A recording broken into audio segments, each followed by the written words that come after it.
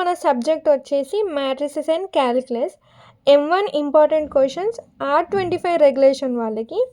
ఇక్కడ మన M1లో యూనిట్ 1 చూసుకున్నట్టయితే ఇందులో 3 పార్ట్స్ డివైడ్ అయింది. సో ఫస్ట్ పార్ట్ ఏంటి అంటే ర్యాంక్ ఆఫ్ ఏ మ్యాట్రిక్స్. ఈ ర్యాంక్ ఆఫ్ ఏ మ్యాట్రిక్స్లో echelon form, normal form, inverse of non singular matrix by Gauss Jordan method. So ఇవన్నిటికీ మనం ర్యాంక్ కనుక్కోవడం. Rank of a matrix, echelon form, normal form, inverse of non singular matrix by Gauss Jordan method. So ఇక్కడ వచ్చేసి మనకు సెకండ్లో AB, థర్డ్లో AB ఉంటుంది. So ఇక్కడ మనం ఈ పార్ట్ మనం పర్ఫెక్ట్ అయితే ఇక్కడ ఏ బిట్ 2లో 3లో మన ఏ బిట్ పర్ఫెక్ట్ ఉన్నట్టే.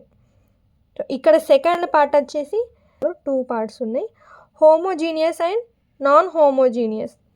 హోమోజీనియస్లో యూనిక్ సొల్యూషన్ ఎప్పుడు వస్తుంది, ఇన్ఫైనైట్ సొల్యూషన్ ఎప్పుడు వస్తుంది, నో సొల్యూషన్ ఎప్పుడు వస్తుంది అని మనం ఫైండ్ అవుట్ చేయాలి.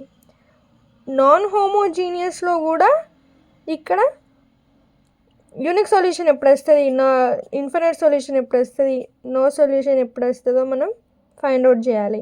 అప్పుడు ఇక్కడ మనం సెకండ్ ఈ పార్ట్లో మనం పర్ఫెక్ట్ ఉన్నట్టయితే ఇక్కడ బి బిట్, ఇక్కడ బి బిట్ మనం పర్ఫెక్ట్ ఉంటాం. ఓకేనా. ఇక్కడైనా మనం సెకండ్ పార్ట్ మనం పర్ఫెక్ట్ ఉంటే అక్కడైనా ఇక్కడ మనం పర్ఫెక్ట్ ఉన్నట్టే. ఓకేనా. ఇక్కడ Gauss Seidel iteration method, third part వచ్చేసి గాస్ సైడల్ ఇటరేషన్ మెథడ్. ఇది మనకి 10 మార్క్స్కి ఇవ్వచ్చు, 5 మార్క్స్కి ఇవ్వచ్చు, డైరెక్ట్ క్వశ్చన్ ఏమైనా అడగచ్చు. ఇది ఇంపార్టెంట్ క్వశ్చన్, ఇది బాగా ప్రాక్టీస్ చేయాలి, ఇది ఇంపార్టెంట్ క్వశ్చన్. సో ఇది మన ఫస్ట్ యూనిట్లో ఇది ర్యాంక్ అనుకోవడం.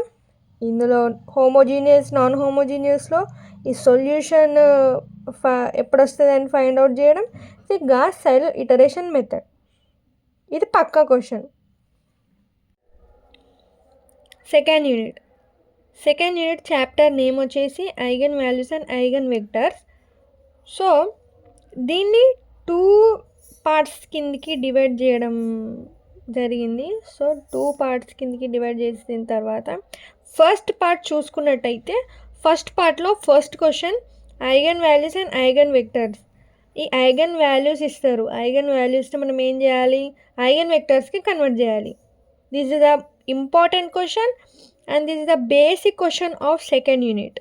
ఓకేనా. ఇది పక్కా అడుగుతారు ఎగ్జామినేషన్లో. ఇది one of the important question, ఇది పక్కా ఎగ్జామ్లో అడుగుతారు. ఇక్కడ ఫస్ట్ యూనిట్లో 2, 3 అయిపోయింది కదా. ఇక్కడ 4AB, 5AB. సో ఇక్కడ eigen values and eigen vectors ఇక్కడ అడుగుతారు పక్కా. Eigen values and eigen vectors ఇక్కడ అడుగుతారు. నెక్స్ట్ వచ్చేసి ప్రాపర్టీస్. ఈ ప్రాపర్టీస్ అంటే సొల్యూషన్ మనం అనుకోవడం, సొల్యూషన్ అప్పుడప్పుడు ఎగ్జామినేషన్లో ప్రూవ్ దట్ అని కూడా అడుగుతాడు. ఓకేనా. నెక్స్ట్ థర్డ్ వన్ వచ్చేసి క్యాలీ హెమిల్టన్ థీరం. ఈ క్యాలీ హెమిల్టన్ థీరం అంటే ఇది is the most important question of second unit, very very important question, ఇది పక్కా క్వశ్చన్. ఇక్కడ క్యాలీ హెమిల్టన్ థీరం అడుగుతారు బీ బిట్లో. ఏ బిట్లో eigen values and eigen vectors అడుగుతారు, ఈ బీ బిట్లో క్యాలీ హెమిల్టన్ థీరం అడుగుతారు. ఓకేనా. నెక్స్ట్ వచ్చేసి ఫిఫ్త్ దాంట్లో వచ్చేసి నెక్స్ట్ పార్ట్ వచ్చేసి డయాగోనలైజేషన్ మ్యాట్రిక్స్. ఈ diagonalization matrix is very important, this also very important. ఈ డయాగోనలైజేషన్ మ్యాట్రిక్స్ అంటే మనం ఎట్లా అనుకుంటాం, ఫస్ట్ ఐగన్ వాల్యూస్ అనుకుంటాం, ఐగన్ వెక్టర్స్ అనుకుంటాం. Eigen values and eigen vectors అనుకున్నాక ఈ డయాగోనలైజేషన్ మ్యాట్రిక్స్ మనం అనుకుంటాం. సో ఇక్కడ మనం డయాగోనలైజేషన్ మ్యాట్రిక్స్ మనం ఒక్కటి చదువుకున్నట్టయితే eigen values and eigen vectors కూడా మనం అందులోనే కవర్ అయిపోతాయి. ఓకేనా, అందులోనే కవర్ అయిపోతాయి. సో ఇది ఇక్కడ ఈ ఫిఫ్త్ ఏ బిట్లో ఇక్కడ డయాగోనలైజేషన్ మ్యాట్రిక్స్ అడిగితే eigen values and eigen vectors అని అడగరు, ఎందుకంటే ఇక్కడనే డైరెక్ట్ క్వశ్చన్ 10 మార్క్స్కి ఇవ్వచ్చు, లేదంటే 5 మార్క్స్ కూడా ఇవ్వచ్చు. సో ఇక్కడనే డయాగోనలైజేషన్ మ్యాట్రిక్స్ అడిగితే ఇక్కడ eigen vectors and eigen values అడగరు. ఓకేనా?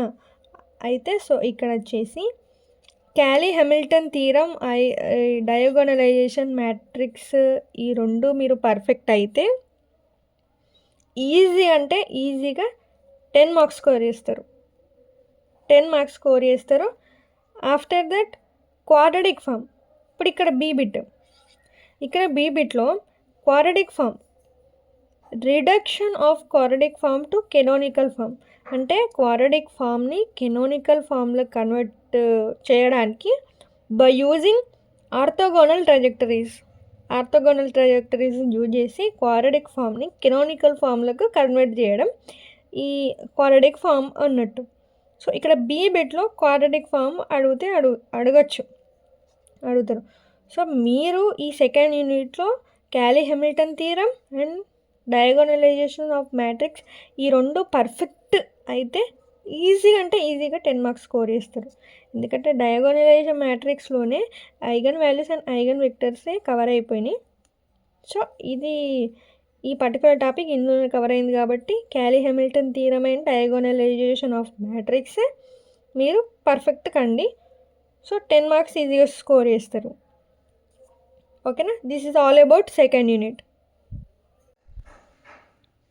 థర్డ్ యూనిట్ నెక్స్ట్ వచ్చేసి థర్డ్ యూనిట్ వచ్చేసి 2 పార్ట్స్ కిందకి డివైడ్ అయింది. ఫస్ట్ పార్ట్ వచ్చేసి మీన్ వాల్యూ థీరం, అంటే ఇందులో 4 థీరమ్స్ ఉంటాయి. ఈ 4 థీరమ్స్ వచ్చేసి ఎక్కువ రిపీటెడ్ ప్రీవియస్ ఇయర్ క్వశ్చన్ పేపర్లో కూడా చాలా రిపీటెడ్ క్వశ్చన్స్. బట్ ఈ 4th టైలర్స్ థీరం మాత్రం రిపీటెడ్ క్వశ్చన్ అయితే కాదు, ఇది జస్ట్ 2 మార్క్స్కి చూసుకోండి. నార్మల్గా డెఫినేషన్ చూసుకోండి, దీనికి స్టెప్ బై స్టెప్ ప్రాసెస్ అయితే ఒకసారి చూసుకోండి. మళ్ళీ first Rolle's theorem, Lagrange's theorem, Cauchy's theorem, ఈ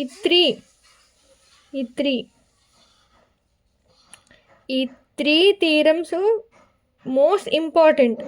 మనం ఈ 3 థీరమ్స్ నుంచి మార్క్స్ స్కోర్ చేయొచ్చు ఈజీగా.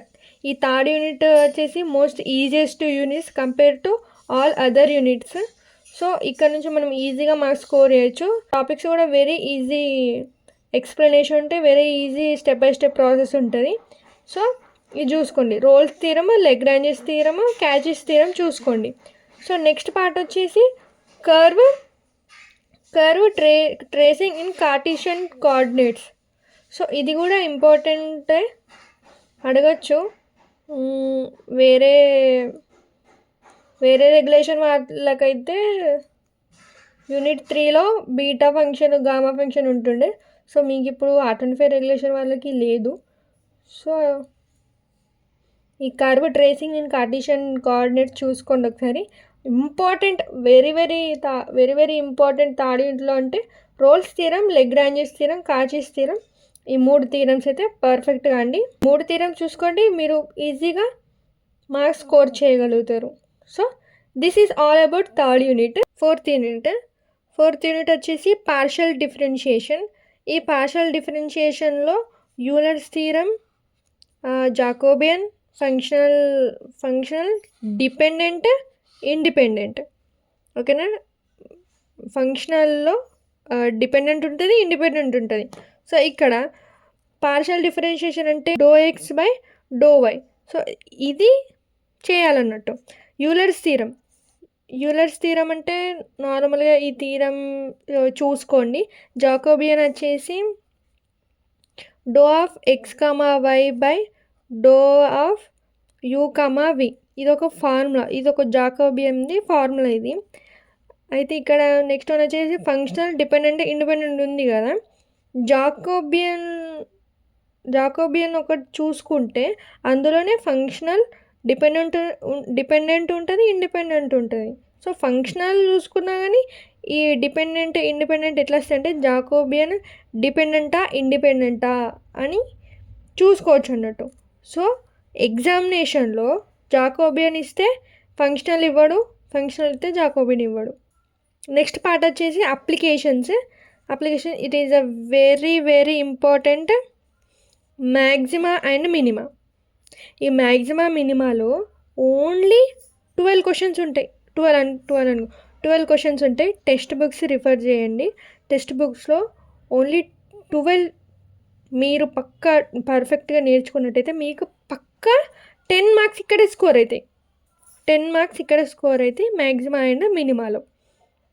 ఓకేనా? టెక్స్ట్ బుక్ రిఫర్ చేయండి. అవే క్వశ్చన్స్ అడుగుతాడు, డైరెక్ట్ అడుగుతాడు. 10 మార్క్స్ ఇక్కడ స్కోర్ అవుతాయి మ్యాక్సిమా అండ్ మినిమాలో. ఓకేనా? This is all about 4th unit. ఓకేనా? 4th unit. అయితే ఇక్కడ మీరు ఏం చేస్తారంటే 8 ఏ బిట్ బి బిట్, 9లో A bit B bit. So ఇక్కడ ఆర్ ఉంటుంది. అయితే ఇక్కడ ఏ రాస్తా బి, ఇందులో బి రాస్తా అంటే వాళ్ళు మార్కులు వేయరు. ఇక్కడ మనం ఏం చేయాలి? అయితే ఏ అన్న రాయాలి, అయితే 8లో ఏ బి అన్న రాయాలి, లేదంటే 9thలో ఏ బి అయినా రాయాలి. ఇందులో ఒకటి రాస్తే వాళ్ళకి మార్క్స్ వేయరు.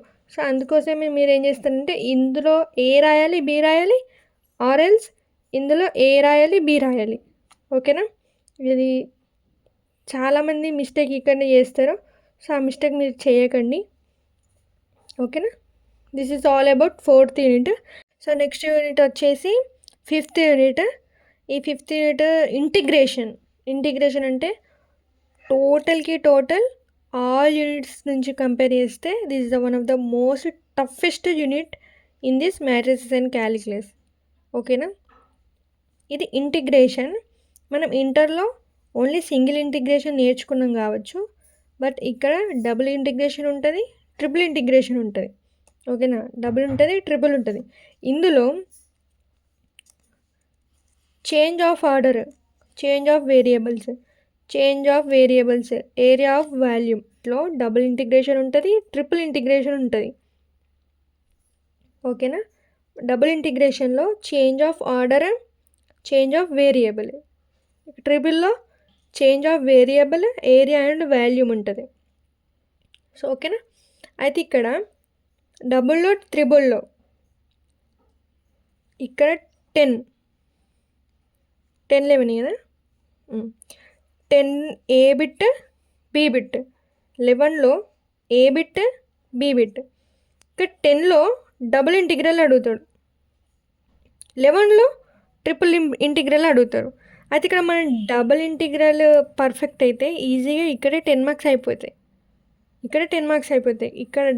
ఇక్కడ ఓన్లీ డబుల్ అడుగుతాడు, ఇక్కడ ట్రిపుల్ అడుగుతాడు. సో ఇక్కడ ఎగ్జాంపుల్ చూద్దాం. సో ఇక్కడ ఎగ్జాంపుల్ డబుల్ ఇంటిగ్రల్ ఉంది. డబుల్ ఇంటిగ్రల్ నార్మల్గా ఓకే x² dx dy చూసుకుందాం. ఇక్కడ దీనికి డిఫరెన్షియేషన్ చేస్తే ఇక్కడ ఏమొస్తుంది? Integration x³ 3 dy.